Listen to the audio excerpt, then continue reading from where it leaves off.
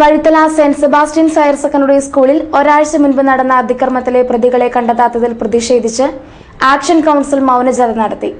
വിദ്യാർത്ഥികൾ, സ്കൂൾ അധികൃതർ, വ്യാപാരികൾ, ജനപ്രതിനിധികൾ തുടങ്ങിയവർ പങ്കെടുത്തു. Vazhithala saint Sebastian's higher secondary സ്കൂളിൽ സാമൂഹ്യ വിരുദ്ധർ അതിക്രമം നടത്തി ഒരാഴ്ച പിന്നിട്ടിട്ടും കുറ്റവാളികളെ പിടികൂടാത്തതിനെതിരെ മൗനജാഥ നടത്തി.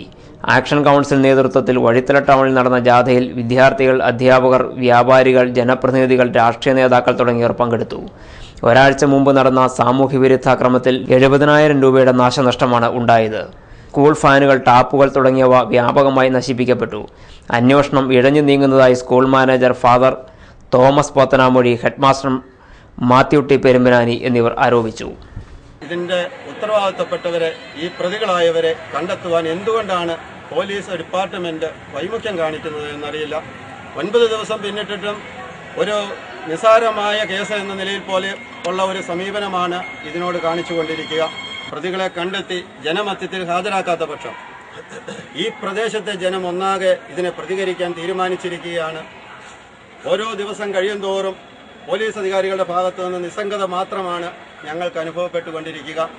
തീർച്ചയായിട്ടും ഇതൊരു ജനരോക്ഷത്തിലേക്ക് മാറാതിരിക്കണമെങ്കിൽ മേലധികാരികളുടെ ഭാഗത്തു നിന്ന് ശക്തമായ ഒരു ഇടപെടൽ ഉണ്ടാവുകയും ഉത്തരവാദിത്തപ്പെട്ടവരെ കണ്ടുപിടിക്കുകയും ചെയ്യേണ്ടതായിട്ടുണ്ട്. ഇന്ന് സൂചന നടത്തിയെങ്കിലും ഏറ്റവും അടുത്ത ദിവസം കണ്ടെത്തുമെന്നുള്ളൊരു പ്രതീക്ഷയാണ് ഞങ്ങൾക്കുള്ളത്. അല്ലാത്ത പക്ഷം വഴിത്തല ടൗണിലെ മർച്ചൻസ് അസോസിയേഷന്റെ ആഭിമുഖ്യത്തിൽ ഹർത്താൽ ആചരിക്കുകയും അതുപോലെ തന്നെ ആക്ഷൻ കൗൺസിൽ എടുക്കുന്ന തീരുമാനപ്രകാരം ബഹുജന മാർച്ച് സംഘടിപ്പിക്കുകയും പോലീസ് സ്റ്റേഷൻ മാർച്ച് സംഘടിപ്പിക്കുകയും ഒക്കെ ചെയ്യുന്നതിന് വേണ്ടി തീരുമാനിച്ചിരിക്കുകയാണ്. മന്ത്രിയെ കണ്ട് സംസാരിച്ചതാണ്, PTA കൂടി ഒന്നിച്ച് തീരുമാനമെടുത്തതാണ്.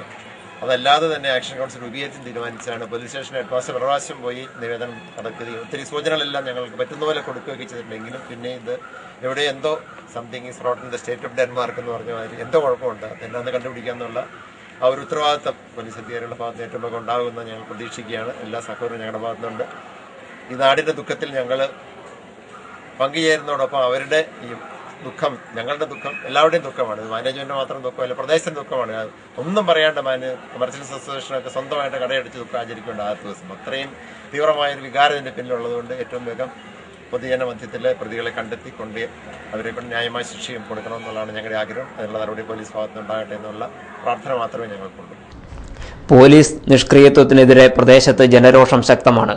വരും ദിവസങ്ങളിൽ കൂടുതൽ ശക്തമായ സമരപരിപാടികൾ ആരംഭിക്കാനാണ് നീക്കം.